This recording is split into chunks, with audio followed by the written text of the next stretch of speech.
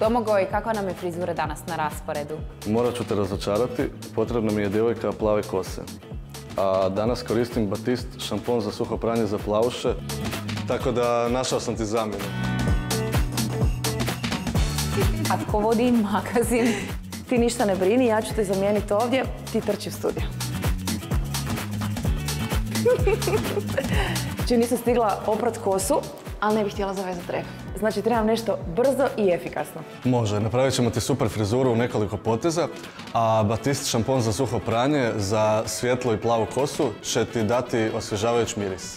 Evo kako to radimo. Dakle, protresemo, razdijelimo kosu u pramenove i pošpricamo.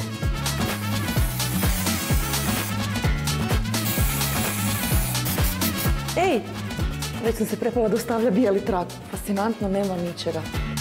Nema, ne ostavlja tragove na odjeći, a kosa ti dobije zlatni sjaj i uz to još dobiješ i volumen. Wow. Čekaj, to znači da i prekriva izrast? Da, prekriva i sjede vlasi. Savršeno. A sada još samo umasiramo u kosu. Ajoj, ovo paše. Kosu počešljamo. Ili razbarušimo prstima i već sada imaš svježi luk.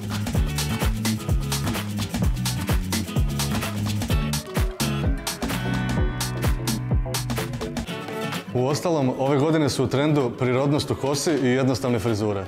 Wow, zadivljena sam. Prekrasno. Ali obećao si mi još jedan trik. O da, kosu ćemo ti lagano natapirati. Istaknut ćemo ti profil. Kosu ćemo ti lagano pričvrstiti u jednu stranu. Te ću staviti par ukosnica. Evo, gotovi smo. Za ovakvu frizuru možete koristiti još i XXL Batiste šampon za suho pranje, te ćete s njim isto dobiti dodatan volumen. A Minea, ti još jedan dan s ovakvom frizurom možeš biti, a onda na pranje. Može, obećajem. Korisni savjeti, fenomenalna frizura. Sviđa mi se ova uloga modela. Bok Mija!